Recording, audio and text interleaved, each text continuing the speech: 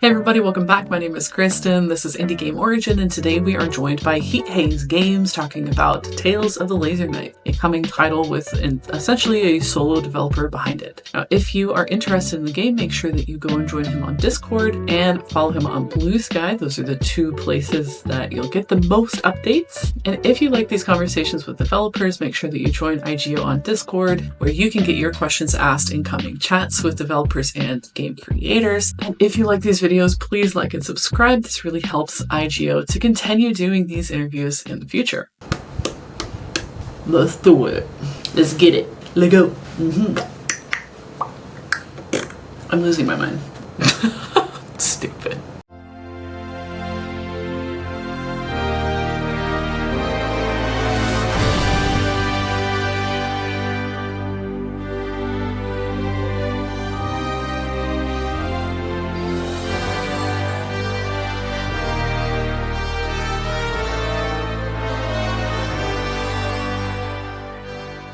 Hi everybody, welcome back. I'm Kristen with Indie Game Origin, and today we're talking to Sebastian, who is Heat Haze Games, a solo developer, and thank you so much for joining me today. Can you tell me a little bit about Tales of the Laser Knights? What was your inspiration for this game? How long have you been working on it? And fill us in on all the gaps. I think it started with when Corona hit, when COVID hit, so 5 years ago or so, pretty exactly 5 years. So I was working from home office. I was working as a game developer, but let's not say I was bored, but you're working for other people and creating other people's ideas. And at some point you say, hey, I can't do that. I want to do my own thing. So that's how it started, I think. And let's say I had no real plan other than I want a Zelda-like. For me, it was always top-down games. I don't know why. It's just I prefer it. And so I started with it. And like I said, I had no real plan, but added more and more stuff to it and thought, yeah, it could be a game. And that's how I'm still proceeding with that. At some point, I noticed, there's something missing. I will add it. I have no bigger plan, let's say. From the beginning, it was a very low poly game. So everything was bubbles. Everything was spheres and circles. And at some point, I just added more and more graphics, more and more animations. And then I thought, okay, now I can do a real game. And that was basically the story of how I went. Last year, there were big layoffs in my former company. And since then, I took all my money and put it in and tried to do something on my own. That was the idea. That's so great. It's really great to take control, really, of the direction that you want to go. And although I haven't worked for a major studio, I hear from people that I talk to very often that working at big studios can be really fun because you're involved in the process of games becoming,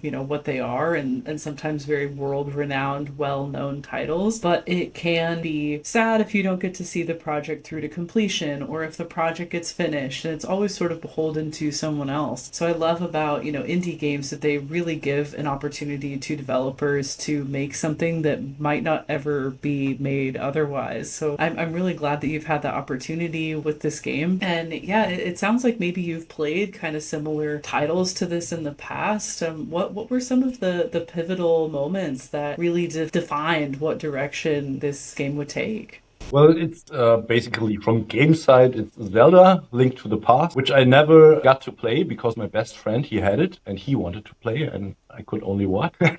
And the other game was, sad story. But I give it to him back these days. I will give it back. And the other thing was Mystic Quest on Game Boy. So I had no Nintendo, but I had the Game Boy and Mystic Quest. For me, it was always the music. Whenever I think of that game, it has such melancholy music, and that is what comes from back the ages. Let's say from 20 years ago or so. That is the feeling that I get. Yeah. That's great. So it's like kind of nostalgia factors for games you played or at least witnessed when you were young. Yeah. There are some features that in Mystic Quest was there the grapple hook. Every game gets better with a grapple hook, stuff like that. But other than that, I don't remember all the details of it. I watch videos and I think, it rings a bell, but it's so long ago. Yeah. Yeah, definitely. It's cool to see those things echoed in a lot of the mechanical structures that I've been able to see on the Steam page and some of the teasers that have come out. And one of the ones that really I'm very drawn to is the laser katana itself. You know, where did this idea, the concept for, you know, slicing and dicing, where did this come from? How did its mechanics get defined? I mean, you can imagine the one inspiration, of course, was Star Wars. It's for me, it was always like Zelda and Mystic Quest were fantasy games, but I'm more of a sci-fi guy. So I said, okay, it's going to be a sword, but it has to be a laser sword, a laser katana in that case. And it once was a saber, you know, it was more round shape. And then I thought, no, it has to be much more aggressive. So it's that edgy shape. It evolved during time, let's say. What else? It is like a Swiss Army knife. So I thought, why not put everything that the player can learn into that weapon? It didn't work out completely because you have the power suit that you have to find. But most of the things that the player can do, he learns with his laser katana, like the grapple hook or a shield or stuff like that. And I mean, the main character is not, let's say, he's a pretty default guy. So he gets his strength and his power he gets from his weapon. That was the idea, let's say. Like, take this with you. The very similar kind of mechanism. Here, take this. Yeah. Oh, that's awesome. Yeah, because I was so curious about the story, because you kind of grab like sort of snippets of what's going on. When did the story come? Did you start designing the game or starting to put kind of things together before the story was around? Or was that story something you had been kind of thinking about or manifesting for a long time? I have to admit that also evolved. I'm not a writer. I have good guy has to fight the bad guy. The theme in my mind, of course, and then I add stuff. You know, it's like you have to find these crazy 5 orbs in the game, and then I just invented on the fly. It was, okay, you have to find something. What could it be? Some magical whatever. Okay, it's going to be orbs. And they have power. Like I said, I'm not a writer. It evolves and I put stuff on top of it when I find out. Or when people tell me in videos, hey, this looks fun. How about this and that? Yeah, why not? I add it. That's how I create the story. It's not Shakespeare. Oh, it's cool to hear that too, because you know I think the more traditional approach tends to be this really kind of structured narrative design that somebody sits down and sort of defines every single beat that happens, which can be cool. But I think there is also this huge room to sort of experiment and just see what works. And that's another thing that I've been really enjoying about indie stories is that you get pretty unique tales. And sometimes, you know, I'll talk to somebody who had an idea in their head for ages. They know exactly what it is that they want to accomplish. But other people, like in your circumstance, I think it's really cool that you're like, I just wanted to make something fun, and this is a mechanism to do that with. And I think that's a really awesome place to be, because then you can focus on, you know, the entertainment factor around it and how those mechanics might, you know, help or hinder a person while they're trying to accomplish their goal. So yeah, I think there's a lot to be said for being in the position where you can just do what you want and sort of experiment and see what works and what sticks. Yeah, let's say it's one of my weaknesses. I add the story, but yeah, I'm not a writer. I have to. Sure. Well, I will say, when I was looking at the teasers and things, I am very drawn to the characters. I think they're very interesting, Thank and you. I want to know more about what it is that they're trying to accomplish, or, you know, how they know each other, what their connections might be in the story itself. Do you do all of the art for the game? Is that you?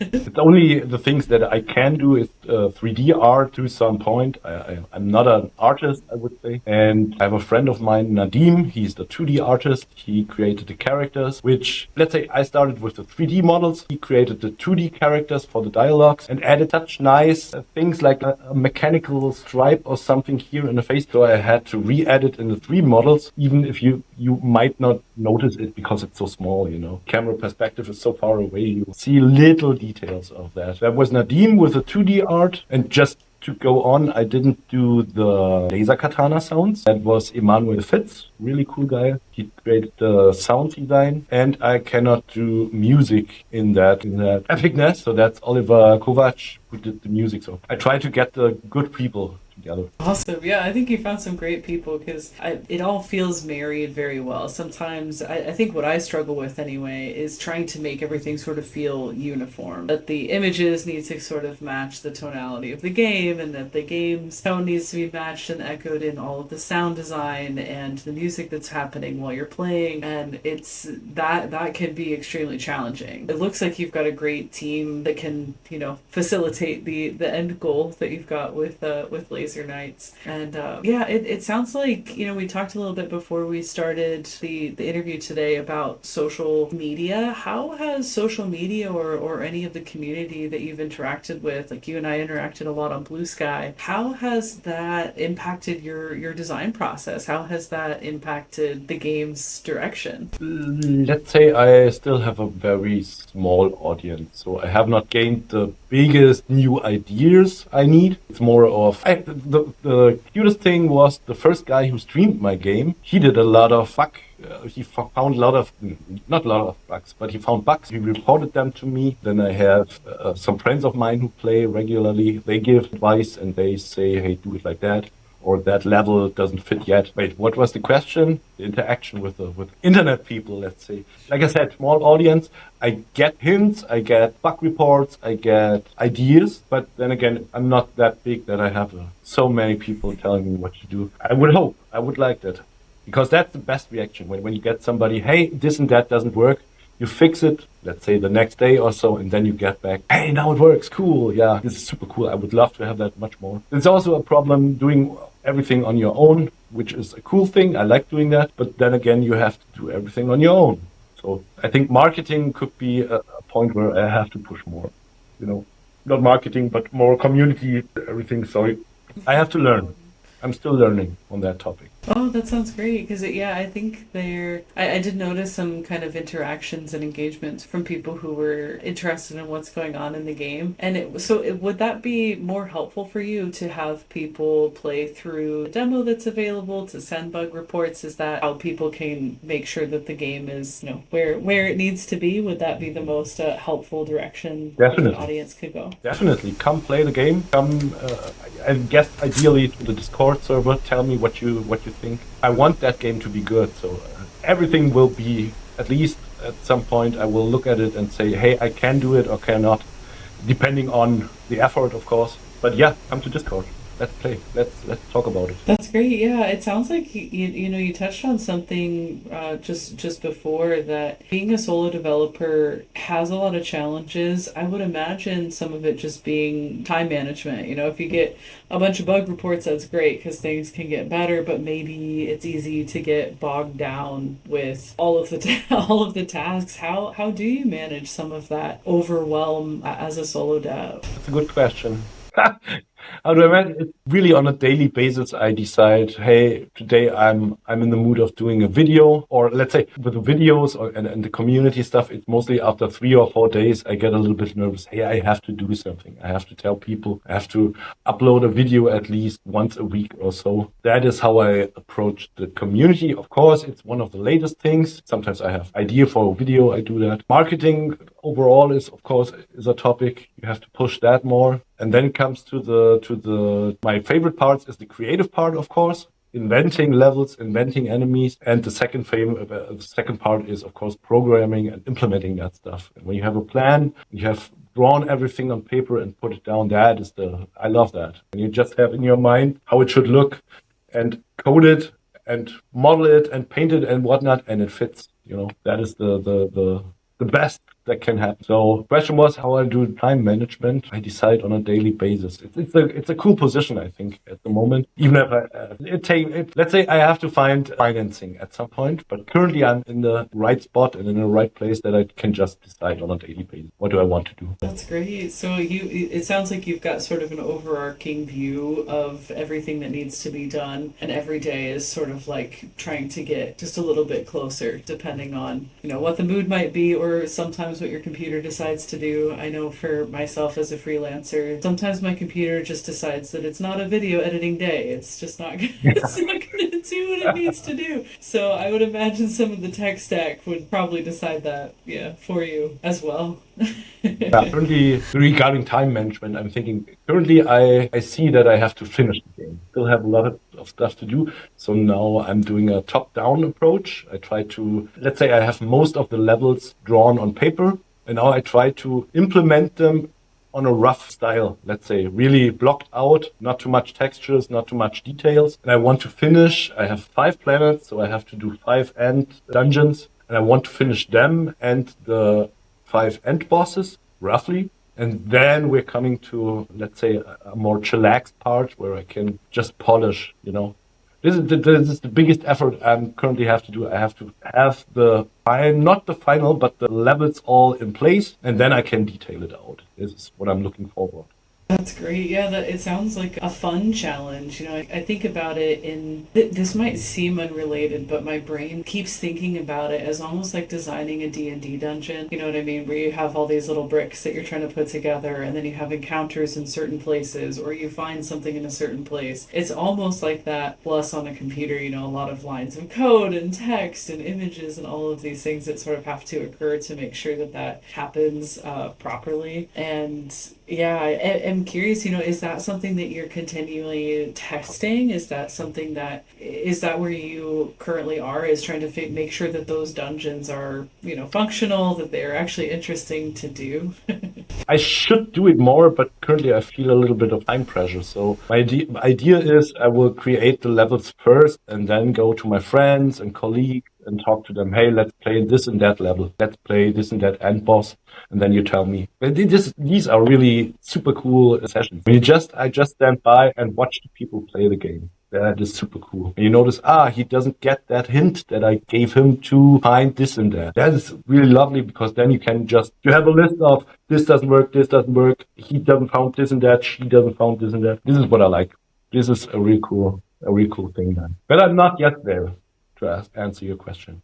Sure, I mean, and that sounds really fun because it's almost like a dungeon master just watching players sort of stumble in the dark, trying to figure out where they're going. So those have to be probably really fun play tests when you get the opportunity to do those. And you mentioned a couple of times time pressure, and I saw both on Steam, and I think you mentioned at one point on Blue Sky, you're talking about releasing in 2026. How are you feeling about that release date? I know code is famously just finicky. Sometimes a signature that was supposed to, right, quote unquote, supposed to be a week of work ends up being, 5 to 10 weeks of code. Yeah. How is 2026 looking for Laser Nights at this time? It's a longer story.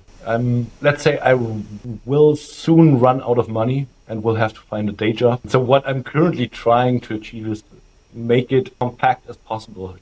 Don't add another level and another side quest or whatnot. I try to finish the main quest now, and this is where my time pressure comes. It comes from me. I want to, let's say, this year would be ideal to have the game working, and then next year polish it. I don't know, maybe go to not open beta, to early access or something like that. Have people play it. It's more a time pressure I make up for myself and my budget. Yeah, I can definitely understand. You should finish soon. The wallet decides. The wallet chooses what will happen. It's true. After, on just a personal note, kind of unrelated to games, I had a son last year. And of course, you have grand plans for how everything's going to go. Oh, they're not going to disrupt anything. No, definitely not at all. But, the wallet decides. The wallet will definitely dictate where hours go, where time can go. And yeah, I mean, it sounds like you were working in games before, so maybe it'll give you a fresh opportunity if you do have to look for something. It'll be fun to see what other people are working on under the hood. Yeah, let's see how it goes. Currently, the game industry is a bit in a low. I think we'll see. It does seem that way. Yeah. Fingers crossed that that changes. No, and I actually, this is not something I wrote in the interview questions, but, I think people might be interested to hear your perspective on, where the industry is at. What does this look like for people who are working in it? Is this part of the reason that many developers are motivated to create their own games? Like, how has the industry impacted, you as an indie developer? Well, let's say I think I have no overall answer to that.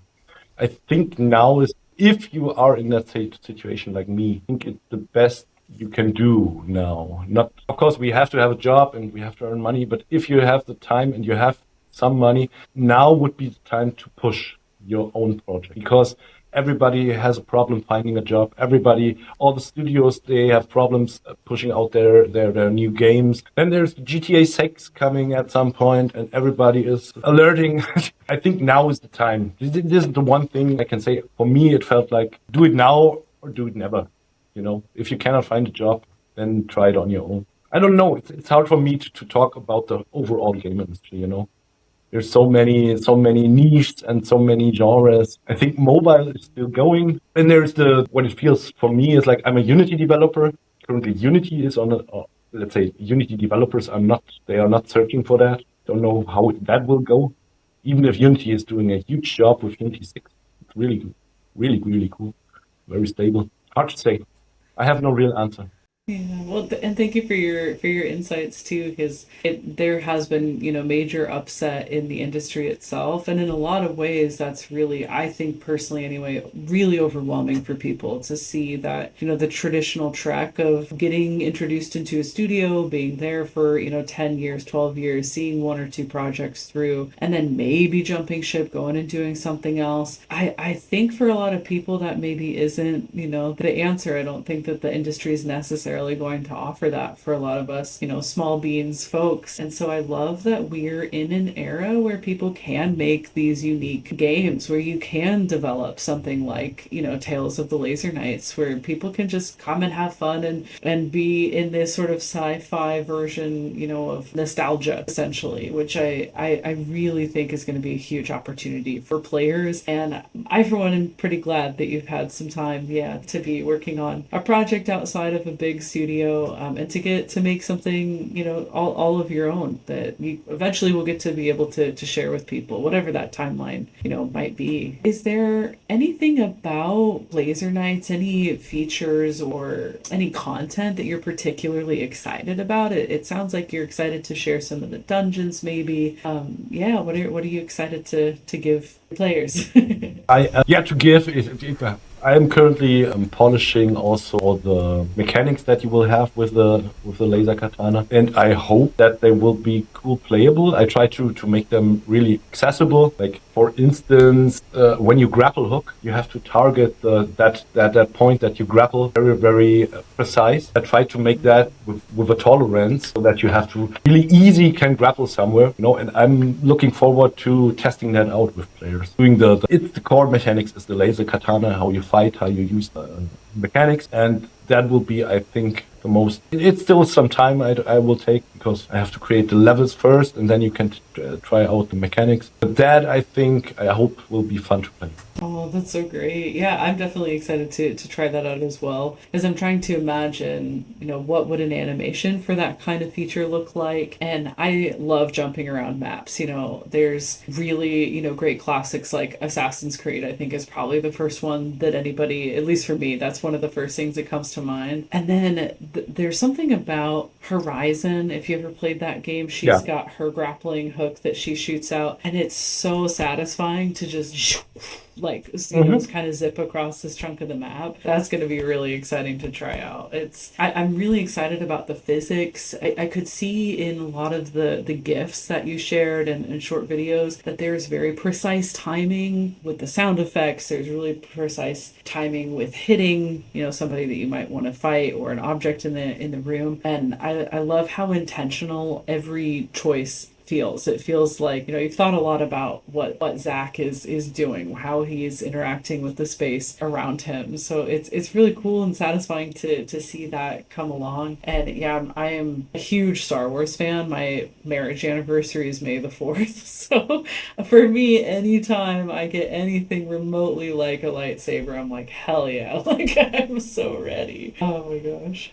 So it's going to be super fun. Oh yeah, how did you come into the design of Zach? What was his, inspiration? Where did he come from? I let me think. I just got the critique that he's looking too plain, too normal as a guy, and I can tell you how that evolved. It was when I started, I had these very low poly graphics, so I decided levels they will have mostly one color. So you are on a desert planet. It's going to be brownish, orangish. How do I make the player distinguish the character from the level? So it was basically the colors that came up first. He has blonde hair with a red or orange jacket and a blue pant. And that color scheme, that worked actually. And that is how it evolved, you know. It was, at first, he had not really hair. He had like a block top of his head. And that was yellow. So you could see, yellow, red, blue. It really is distinguishable on the map. That was everything, or that was how it started. And then I added more and more details. And yeah, that is why he is looking like he does.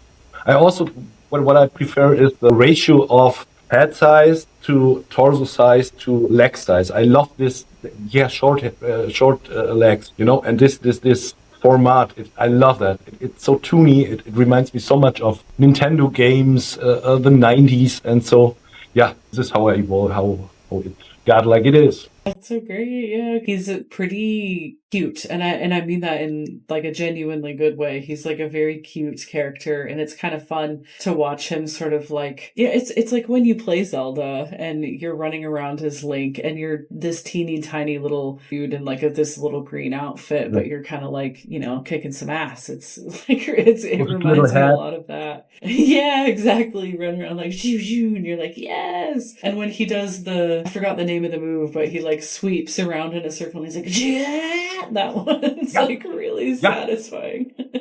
That also added Yes. so much when I found no he Walter Mack is the guy who did the voice for the main character, and he wrote me, hey, don't you need somebody to do a voiceover? And then I listened to he had made cartoons and some other movies, and I listened to the voice and I said, yep, that's you. You are Zach, that's the main character. You have to do the and it felt so good when I added that. It felt so everything comes together when you add something like that. Or the laser katana sound. It's the gears they great. It's like all the puzzle pieces kind of coming Yeah. together, starting to make this whole thing, bringing this sort of immersion together. Because I think that's something that I love about when a game has been designed really well, is that you're in a fictitious universe. I mean, there's no way that you're going to totally lose yourself, but I love these games that immerse you so much into the story that anything that's going on outside of it, maybe life stress or,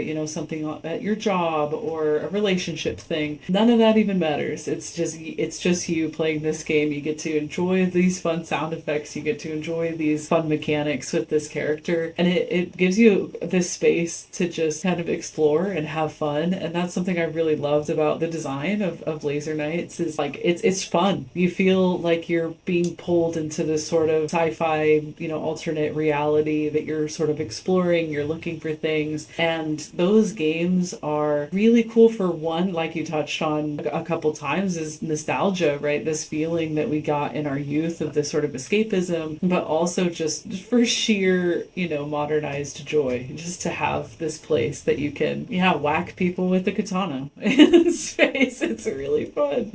So I'm super excited to check it out. And I think as Zach and all the characters and all these dungeons start to come together, I think it's going to be a really fascinating story for people to be engaged in. Yeah, we hope. Yeah. And it sounds like it would be super helpful for people to play through and give you feedback and, join you on Discord. Yeah. What does your Discord community look like? What do you guys usually talk about, or what updates do you typically share? Now you found my weak spot.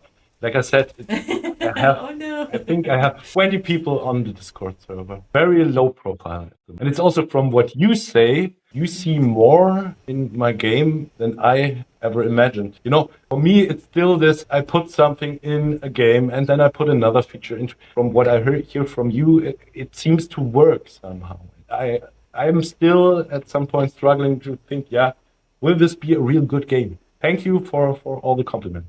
Really cool. Yeah, Of course, like I yeah. said, No, I'm really excited about what you're working on. It's gonna be great. thank you, thank you. And like I said, communication on Discord or so, it's not that many people, and I hope that it gets more.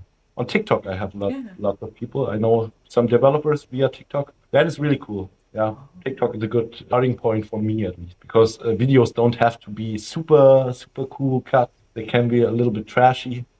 Yeah. I like that.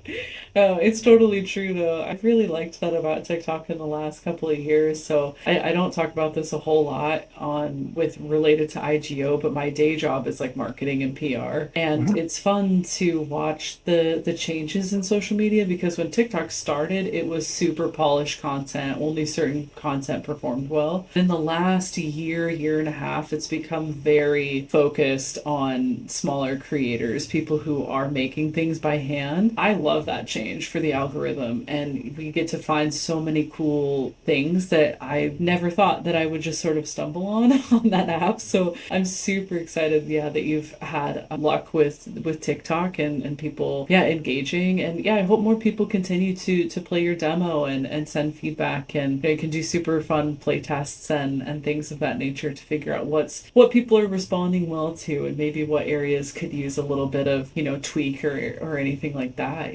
Has there ever been a bug that somebody discovered that changed any of the features in the game, or the way that the game continued to develop? Think nothing too crucial, not really bad. But I remember that it was like small bugs which didn't crash the game, and I got the video or the comment on that. And what I always try to do is fix it immediately. On the next day, I can do a comment, "Hey, it's already fixed. If you like, download the new version."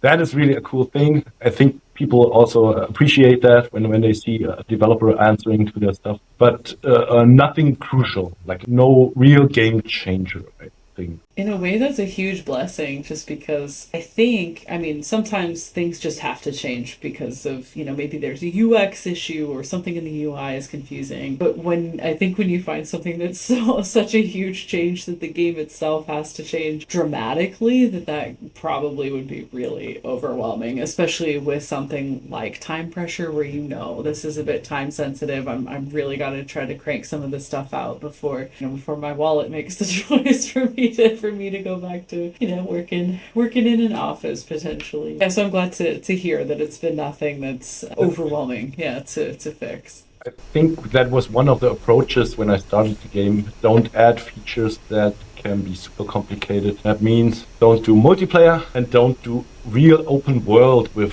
gazillion of levels attached to each other. Make it small game hub worlds.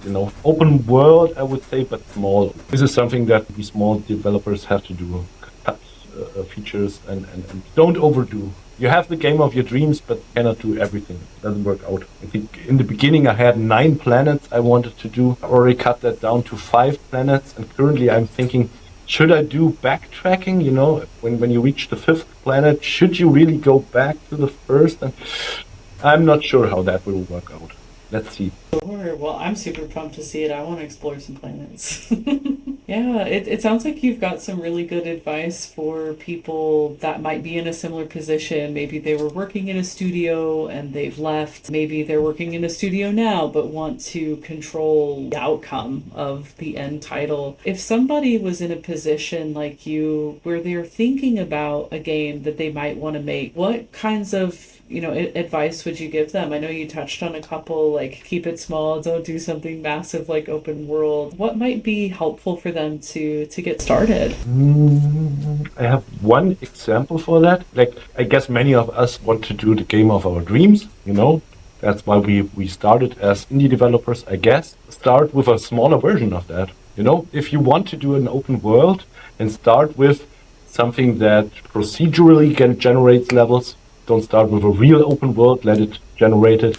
The best example I can think of, because I love the game, is Streets of Rogue, where there's part one, and currently the guy is working on part two, not yet released. And you can clearly notice in the first part what he wanted to do, or no, if you compare it to the second part, you can see where he initially wanted to go, because Streets of Rogue 2 now is an open world, procedurally generated, but it's really an open world. And in the first part, he did like levels. He did regenerated levels per stage or so. You can clearly see his overall goal was open world. I want to have GTA in 2D. But I guess, or that's how I imagine it, he said, okay, open world, a little bit too much. Let's do levels first. Let's make it smaller. And then with the second part, you can do, or with the third part, you can just grow. Start with your favorite idea, but make it small. Make it a small game. That is maybe the best advice, I think, from my own experience currently with 5 planets. Let's see how fast I can. That's a really good point. Yeah. I love that advice too, because I think we can apply this to so many aspects of our life. Start small, start with just one thing. I was reading a quote, I have no idea who said this because it was just kind of out of context on Instagram, but I read this quote that I really liked that was like, just read one page, just take one step, just start with Mhm. one tiny little thing and you'll get there eventually. And it sounds like that's the same kind of approach to making a game. It would be great to build huge sprawling GTA or the next Skyrim or something like that. But the reality, I think, especially for a solo dev, I don't think that that's probably tangible. Maybe if you spent your entire life on it, but I like for 50 years, maybe you could develop something that big. But yeah, I think it would be a little bit too big of a bite to chew for somebody. So yeah, it sounds like 5 planets is maybe a good amount. I personally am really psyched to check out those planets. Maybe it'll be 3 by the time it releases. Hey, I'm open to that. I like some good planets, some juicy planets. Yeah. Let's Yeah. see. Like, let's say the advice that I'm now giving, I didn't take that. I should have done that. Yeah. I totally know what you mean. I should have listened to my own advice. Oh my gosh. That's so true. I skip it very often, unfortunately. But yeah, I am super psyched about Laser Nights. It sounds like it's been a really fun time the last couple of years that you've been working on that since the beginning of the pandemic. And, if it's out in 2026, sweet. I will take a look at it. I hope it doesn't go to 2027 because you'd probably be losing your mind by then. But if it's 2027, I'll still be there. I'll still be. I just realized I need to join your Discord. I thought that I had already, but I was looking and I didn't, so I should. Yeah, so I am super psyched to see how Laser Knights comes along, what all the characters end up looking like, how all the dungeons end up being mapped out, as well as the orbs and the fun powers that you're going to be able to have with your super dope katana. Yeah, if people want to keep up with your project, if they want to follow development or see when there might be playtests or things like this available, where can they find you online? TikTok, YouTube. You can, if you like, join me on LinkedIn. There we can talk. Of course, Discord would be super cool for the game. Awesome. Talk to That me. sounds great. Cool. I'll put some links in the description. If you're watching this, there's links down there. Go click them. Go click them. Awesome. Yeah, that sounds so great. And yeah, thank you so much for chatting with me today. I am super excited to see how the game comes along and yeah, to go and cut some people, slice them like that. And I have to say, thanks for having me. Let's see where we get. Yeah, same, of course.